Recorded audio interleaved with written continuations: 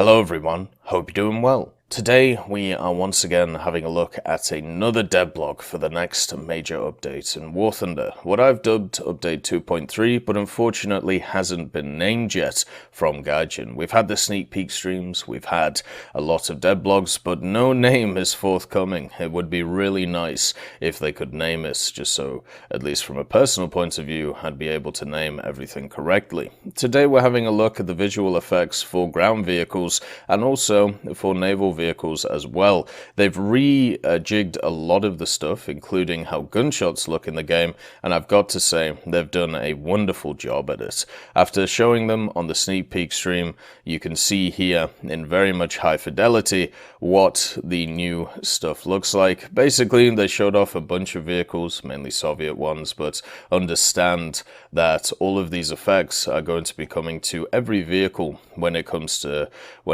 ground forces. They also showed it on the new STA-3 with its 90mm, which was an incredible experience. So what they've done is they've improved the muzzle flashes for all guns in the game, for both ground and also naval. And the general idea is now guns of all calibers, from machine guns and autocannons to tank and naval guns, will receive the new shot effects. So muzzle fire is now modeled with particles, it has reliable reflections on the surrounding surfaces and also perspective correction. The size of the flash depends on the caliber of the gun. The flash from a shot has received the property of photometric brightness, making it look more realistic. The large caliber shots are now followed by voluminous clouds of muzzle gases, smoke and also dust. And the dust cloud from a shot looks different depending on the muzzle types of surface, so soil, sand, snow, water, or sand. So the environment is affecting the shots, which is absolutely beautiful. After watching them on stream, I do have to say they do look really nice. It's pretty much as simple as that. The lighting effects that are produced, the smoke effects that are produced, always look nice in War Thunder and have once again been improved. There is only one issue, of course, I always worry about, especially after the last update where they had to up the minimum requirements of the game. I hope that this doesn't have too much of a toll when it comes to people's PCs, because of course it's always best that more and more people can play War Thunder no matter what machine they are on. So hopefully it isn't the fact that this really hampers some people with these new effects. At least for me, on the first week of the update, I did have several crashes and update new power. I even had my streaming software crash on me, which is something that I've never had before with any other game. So luckily that's been fixed, it seems, and hopefully with this new update, since they're adding a few graphical new things instead of a ton of them, hopefully that won't be too much of an issue. Another thing as well that this will do is it will mean that it will be easier in night battles to be able to see where shots come from. So at least it's a little bit of a blessing, kind of like flares for night battles, where it gives you a little bit more vision compared to what you had before. But, I mean, my stance when it comes to night battles is I would prefer them to be removed. They still give too much of a competitive advantage to the people who actually have the modifications to be able to see stuff. And it is kind of sad to see that night battles, or let's call them horizon battles, since they seem to take place at sunset and also sunrise, it is kind of sad that what's actually happening with them is because of the new flares, they are happening more now, so therefore the lighting effects are taken into account. After running around with my Stuart at 2.3 and not being able to see anything, and the enemies not being able to see anything, it just seemed like a ridiculous scenario, which hopefully will not be repeated too many times. They've also changed tracks, and these tracks changes are incredibly cool as well.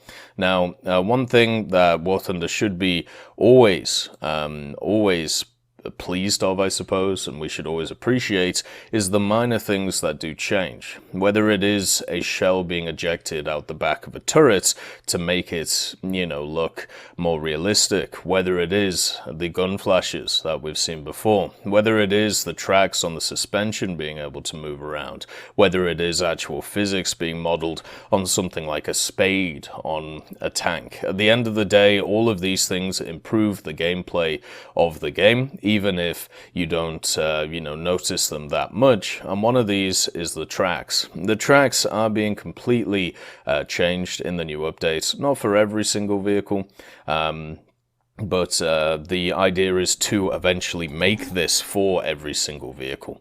And basically the description is, in the upcoming War Thunder major updates, will introduce physically accurate caterpillar tracks for several armored vehicles. Such tracks will be the first to appear on a few of the most popular ground vehicles from various ranks. So in the future, they will rework all tracked ground vehicles. I believe BVVD on the Russian stream did say that they were putting them onto around about 10 variants of vehicles. So like maybe they showed off Shermans. A lot of the Shermans had it. The ARL series of vehicles, obviously stuff like the T80, the Leclerc, they also showed off, and the KV, as you can see in the shot. So new Caterpillar treads in War Thunder armored vehicles consist of separate segments, treads each of which has physically accurate properties. So when driving, treads have their own mass and inertia.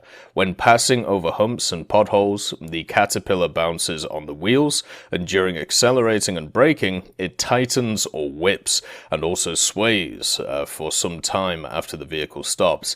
If your vehicle bounces on obstacles, rolls onto its sides, and from recoil or being rammed, the Caterpillar will sag under the force of gravity. When a shell hits a track, the tread breaks exactly at the segment where the impact hit. If a tank drifts on stone or concrete, or turns sharply on asphalt, the all-metal track will give off a sheaf of metal sparks, together with the reliable operation of the tank suspension. A realistic effect of the tank movement on different types of surfaces is created.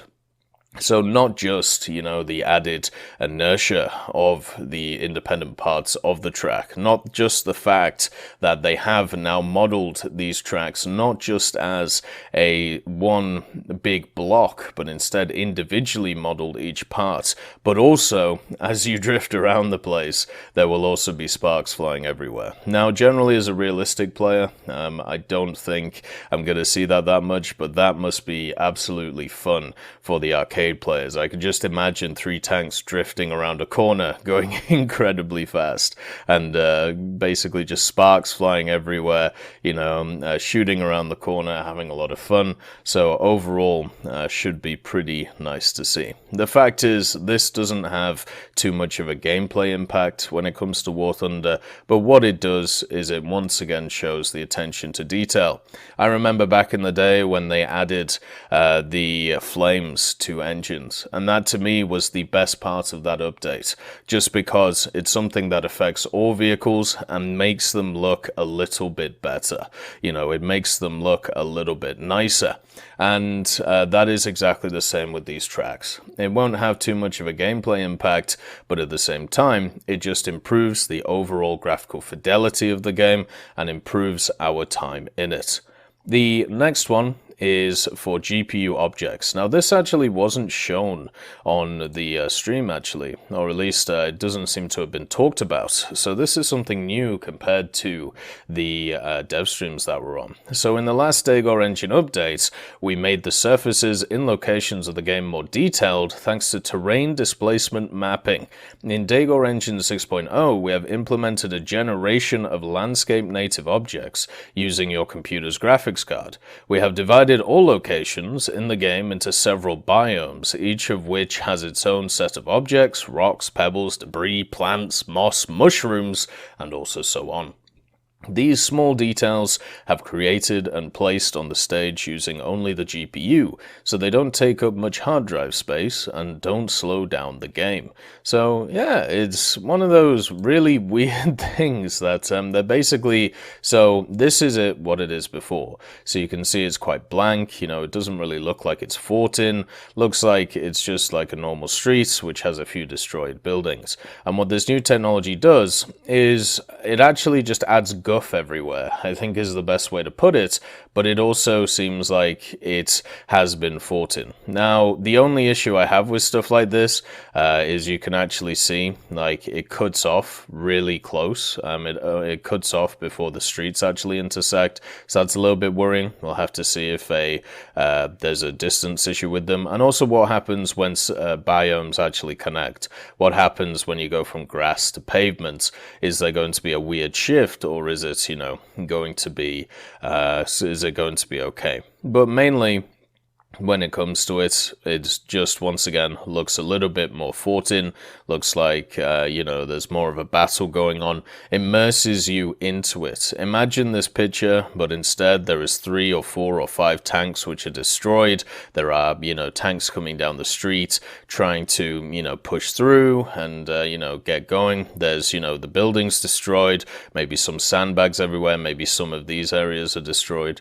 It would look absolutely fantastic. And once again just adds to the beauty of War Thunder, which at least to me is incredibly nice already, and to see them do so many improvements over the last few updates is absolutely wonderful. In Air right now, in Air Realistic, with the new clouds, with the new lighting, with the new gun effects, it looks absolutely stunning, and I can't wait for them to either redo some of the older models when it comes to the vehicles, or maybe introduce some more with that great high fidelity. And now that they're turning their eyes to ground and adding a bunch of stuff to that to me can only make me happy. I hope you all have a wonderful day, and I'll see you next time. I'd just like to thank John Ryman, Universe, Conte Baraka, Elove Goat, Trigger Hippie, Eugens Terry, Ambrosius McClellan, Daniel Stanton, Martinez B. Young, and also Hans Fagellen, Sebastian Mizon, and Samuel Schlick for supporting the channel.